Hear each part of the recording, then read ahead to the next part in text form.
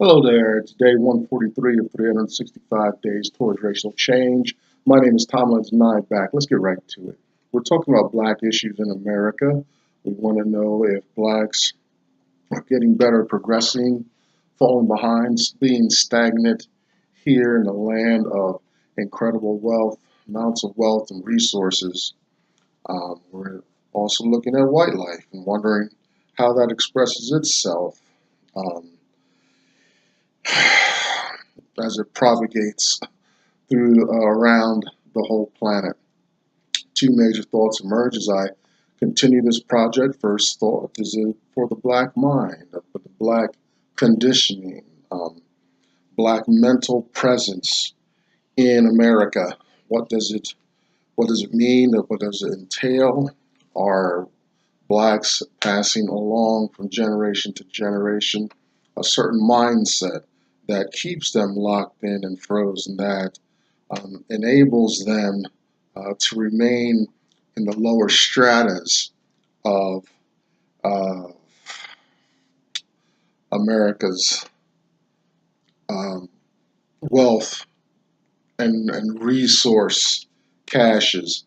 The other flip side of the coin is the white mind. Is that the privilege, entitlement, um, expectation of favor continued? Is that being passed along generation to generation? Is it a mindset, um, not even just in the nation, but in all the world? Is the white skin that much um, better than everybody else's skin? Is the skin color a determining factor in the allocation of power in the world? Interesting, interesting argument there. Then my second thought is for financial literacy among black folks. Do black folks understand how their dollars work, how money is spent, what money means, how it's created out of thin air? Do they even know that it's created out of thin air? Do they know that their money, that their activity, financial activity, brings incredible gains to everybody else but black folks? Gains with interest and all kinds of financial models and massagings going on uh, in the financial arena. Black folks need to be financially educated. They need to have some financial literacy around and about these issues to begin putting up any kind of resistance to the onslaught, to the attack on the black American's pocketbook. Um, we need to understand business structures, business entities. We need to watch our financial terms, how we speak about finances. We need to hold our banks with a level of distrust because they are, by law, they can take 90% of our deposits and actually loan it to other banks and do all kinds of creative financial things with it. And by law, they only have to have 10% of our deposits ready and liquid at any given time. Yet they don't turn around and um, allow us to have that same privilege. The way that they, manipulate financial systems and money, lend that money out. But when we come looking for loans and opportunities uh, to gain some capital, to do some commerce, better our lives, we run to brick walls. Uh, Financial literacy can help arm us in uh, in that conversation when we come to the two groups and banks wanting to make our lives better. I'm inspired by a man named Dr. Claude Anderson. Please get these books. He talks about these issues much more eloquently than I. He doesn't have a specifically a financial focus, but he does want to see blacks exercising more economic freedom in America. We've earned it many times over. If you've stuck around here any length of time, you know the history of America and how um, they've just taken slaves hostage, not paid fair wages, not followed through on some of the constitutional mandates and whatnot. But you just got to stick around and you'll get that story pieced together. I'm inspired by him. Three of his works I've read. I've read this book, Black History Reader, 101 Questions You Never Thought to Ask. I encourage you to get that book. If you don't get any of his books or read or listen to any of his videos, get that book, and I promise you it'll move you forward in the conversation and argument. Black labor, white wealth. We're coming out of here today. Search for power and economic justice, and also Powernomics. Dr. Anderson's national plan to empower Black America. You can find Dr. Anderson at powernomics.com and the Heritage Institute in Washington, D.C. Behind me, you see the hashtag #US2 symbol. That's Black women there conversing, supporting one another. Check out Blog Enough, BLAGGENUF, and Black Facebook. There are many forums and sites. Find your flavor, your voice. If you can't find one, do what I did, start your own. I've got a handful of exclusive email subscribers, and these videos are public. So today we're going to continue a little bit about the entertainment. And speaking of entertainment, I don't want to forget, we also reference Uncle Tom's Cabin, Harriet Beecher Stowe's phenomenal work, fictional life of the slave and slave owners, the slave institution in America. But though it's fictional, I believe many of the stories are very real, very factual. Get that book, read it to the end. Be glad to hear your thoughts on it. We're going to continue with our little piece about entertainment in America, how Black entertainment, and when I say Black entertainment, I mean athletics, talk shows, game shows, evening news if you're near a very large city. That's entertainment, believe it or not. I classify that as entertainment. Continuing on that, we're going to look at a certain section of entertainment, specifically dance and music. And you can imagine those two art forms are heavily influenced by Black activity. More so, we'll talk more about music today, but when you talk about dance, what better or what more dance is there than the Black involvement? One name I know may come to mind immediately is Michael Jackson and other dancers. Gregory Hines is another person that comes to mind when I think of Black dance. And all these forms, I want to kind of point out, we find their origins, a lot of African origins. Now, I want to talk about the origins, like we could talk about some of the Hispanic cultures, beats, and everything like that, from Brazil all the way up through the Central Americas and Mexico's and all that. But Spain was not the storehouse of, say, the Caribbean rhythms, Cuba's rhythms, and things like that. All these rhythms and exotic forms that we see today, associated with some of the master races are they've been borrowed, they've been appropriated from African African influences and all that. Those uh, any Cuban rhythm beats and all these things, claves and all that. That's all from Africa. Africa gave the world its soul, its rhythm in music. Um, and we'll talk about America's forms towards the end here. Um, the going back in history. Now we're coming out of Dr. Anderson's work here, Black Labor, White Wealth, page 209, and you can see it through history. These the Africans on the slave ships, they needed to have some exercise and some movement um, as they're coming along. It's a long voyage. You're trusting the wind and currents to carry your ship across the Atlantic Ocean, and that was very long trip. So they didn't just slaves didn't just lay there.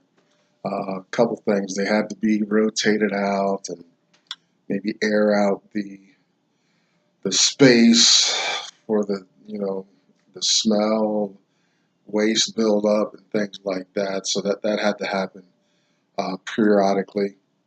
It had to be exercised because they'd be atrophied, and that would cause injury, and you wouldn't have a um, good crop of slaves if you just locked them below for upwards maybe 3 months, sometimes 2, 3 months, and you get there to market, you're going to have a sorry lot of slaves, not very good for nobody would be interested in rehabbing this equipment right off the boat. So these ship captains, slave handlers wisely would dance the slaves, encourage that. So, and the slaves sometimes they'd be given music, old instruments. They chant maybe their um, popular chants or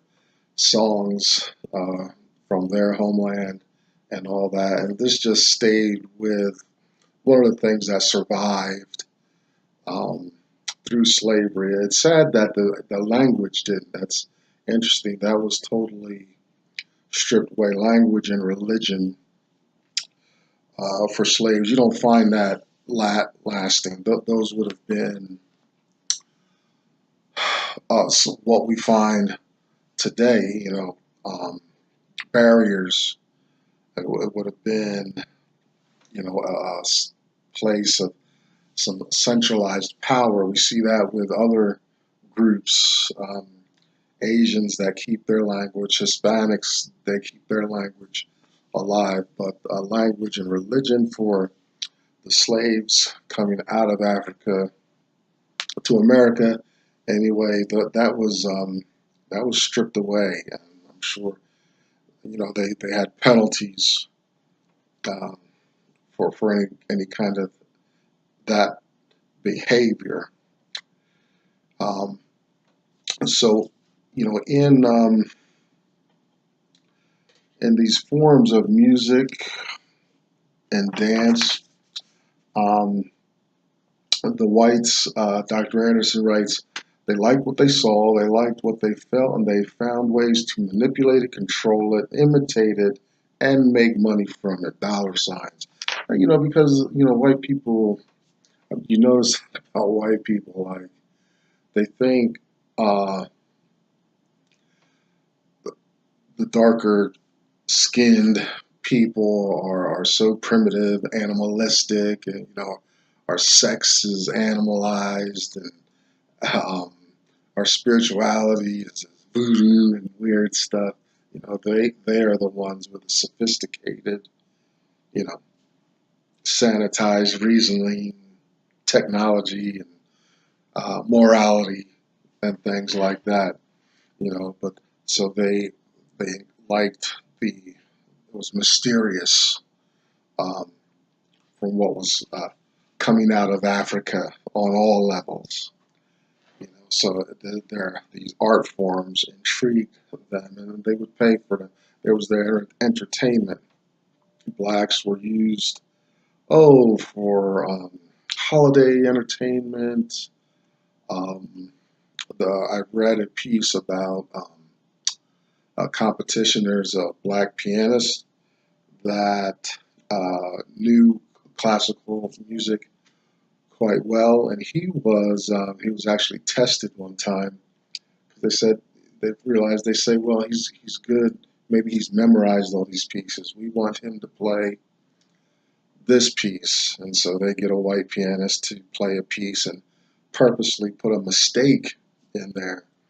And it's written that this black pianist was able to mimic that mistake right within the piece.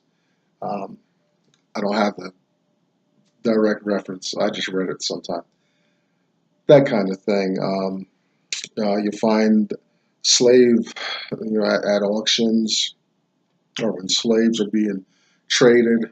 You would mention their skill on the piano or with making sounds, noise. Fiddler from Roots increased his value because he could be called upon to play the hoedown music at some party or holiday music, and he kept the morality up for the slaves on the plantation. So Fiddler was a very important person, but having a musical ability increased the value of the individual very much. Um, the entertainment was important for the slave owners. This is something I find in black folks that's actually a disturbing aspect of the conditioning of the slave, is how black people are always, to a degree, broadcasting their plans, what they're doing, and all that. They're very boisterous and vocal about what's going on in their head and spilling their guts. I'm guilty of that, and it's gotten me in trouble, being so loose and not having a filter on what I'm communicating to my audience at times. I've gotten better now because of being burned like that. Maybe I'll tell a story about that sometime, but that's what you have going on with the slaves here in America doing that. So um, the slave owners disliked silent slaves because they had no idea what was going on in the slave's mind. They disliked that very much. It made them paranoid and uncomfortable. So at least having uh, the black people feigning enjoyment and um, being agreeable with their poor circumstances encouraged the slave owner and made the slave owner that much more secure in their oppressive ways and whatnot. Um, as, Even the form of rap music seems to be an issue of that with me. Just constant talk is bothersome to my ears. My ears get worn out very quickly um, with the constant metered voice like that. Get some music, tension and release, but constant talk. Oh boy, that's torture. It's torture to me. um, hence I like rock and roll, which is black music. White people um, have appropriated it and done things with it, but black people made rock and roll. And I think maybe my attraction to rock and roll is because there's voice with music interludes, voice and music interludes and whatnot. But constant voice, that's too much, too much. So talk about some forms developed here from the times. I spent a lot of time in shelters in some cities here in America. I was strung out on drugs and all this stuff. Kind of the inheriting sins of my fathers and conditioning of white America.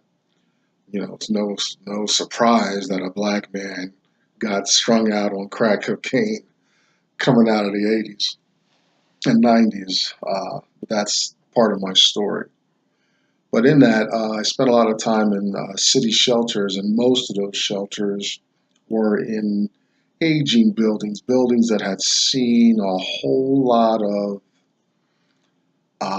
activity coming through there. And the floors of the chapels of these areas were were just like giant resonant boards. And so for most of our songs, uh, finding adequate pianists was problematic. I was fortunate. In one shelter I was in, we had a great piano player, two actually, come through while I was there. But most of the time we were without piano music. And so we'd sing the songs a cappella, and we would stomp our feet to the beat, and it would just have a deep bass resonance there during our songs. Um, Dr. Anderson notes the spirituals are blended with the Negro work songs, become the blues. I tried to find interesting some lyrics to some of these prison work songs. I couldn't find anything on the internet. I'll have to go deeper with my research. But there's one famous one called Old Alabama.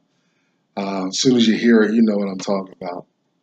But those old chain gang songs, and blending them with spirituals, you get great music.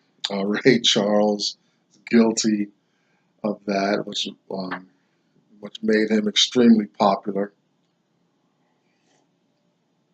Uh, Out of New Orleans, you get jazz, which was originally called jackass music. And it's interesting, there's some white um, jazz musicians from those early days that say black people had nothing to do with the development of jazz. Everybody knows, any kind of music with any kind of swing or rhythm in it is a has been touched by black folks. Dixieland, ragtime, gospel. I mentioned rock and roll, even into heavy metal and rap and all the hip hop and all those veins. Who knows what's coming next? But you're going to find bending notes, rhythms, and swinging melodies and all that. That's all black folks have encouraged that. And the problem? It appears in Dr. Anderson's research and in his writings because black folks created, originated, influenced all this huge billion-dollar industry, yet we don't control it, we don't run it, we don't manage it, direct it, and all that. It's a business controlled by white people, and that's disturbing. To have uh, that much influence and goings on in the world and with this form, but not control it. And the problem is money. Maybe some other factors with um, configuration of the industry and gatekeepers, who people propping themselves as controlling some aspect of the industry. Maybe early days, if you wanted to mass produce your music, well, who's ever in control of the vinyl, who's ever in control of recording, which is probably white folks. Um, they're using their equipment and stuff like that. I mean, the first amplified concert was a jazz concert, a collection of black musicians, but you didn't have um, you know the black people provided the material and the substance, and white people just provide the venue, amplification equipment, and stuff like that, and somehow that the venue and equipment became more valuable than the product. You know what I mean? So that's the dichotomy of what goes on in America as far as our art forms and our dance forms. Little segue, little brief commentary on that. I think it's important, just America's roots. It's just America's just not fair in its dissemination of resources and power, recognition, and all that. We what we listen to, how we find comfort and relaxation, it's so much.